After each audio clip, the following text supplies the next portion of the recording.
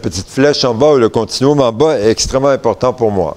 Alors, je dirais que quand on est dans des approches par compétences, on est à ce bout-ci d'un continuum. On pourrait situer l'enseignement, mais là, il faudrait que je me retourne. Je vais faire comme si vous étiez devant, j'étais comme vous.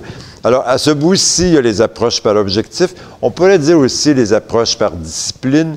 Ce qui les caractérise énormément, c'est le fractionnement ou le morcellement. Par exemple, on est dans le domaine de l'ingénierie, on enseigne à des gens des cours en maths, on enseigne des cours en physique, on enseigne des cours en résistance des matériaux, on enseigne des cours sur les circuits électroniques, et voilà.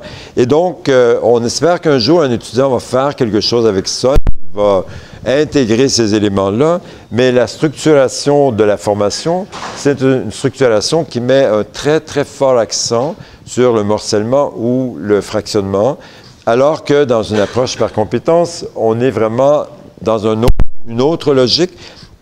On est dans une logique de parcours, on est dans une logique d'intégration. Alors, je vais réinsister là-dessus.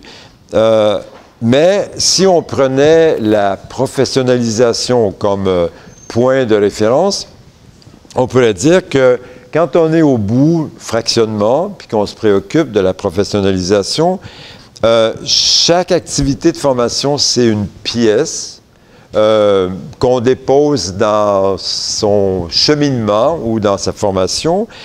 Et c'est l'étudiant lui-même, c'est vraiment important de souligner ça, c'est l'étudiant lui-même qui doit regrouper d'une manière synergique l'ensemble des pièces qui font partie de sa formation. Quand on est dans une logique d'intégration ou dans une approche par compétence, c'est totalement l'inverse de ça. Et c'est vraiment l'équipe de professeurs qui s'occupe de l'intégration. Et c'est important j'espère que c'est pas en rupture avec la caméra, mais c'est important que la base de tous les choix et de chaque activité soit en relation et d'une manière explicite de continuité et de complémentarité les unes avec les autres.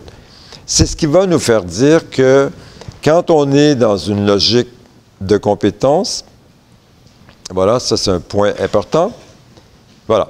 Quand on est dans une logique de compétence, on est dans une logique vidéographique.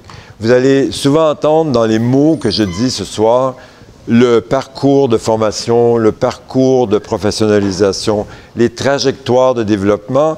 Nous sommes vraiment dans marquer les étapes de développement, soutenir ces étapes de développement au point où, pour chacune des compétences, nous allons parler d'étapes ou de phases de développement des compétences. Alors que quand on est dans des programmes par objectif, et vous pouvez toujours mettre à la place programme fractionné ou morcelé par discipline, on est dans une logique qui est beaucoup plus photographique.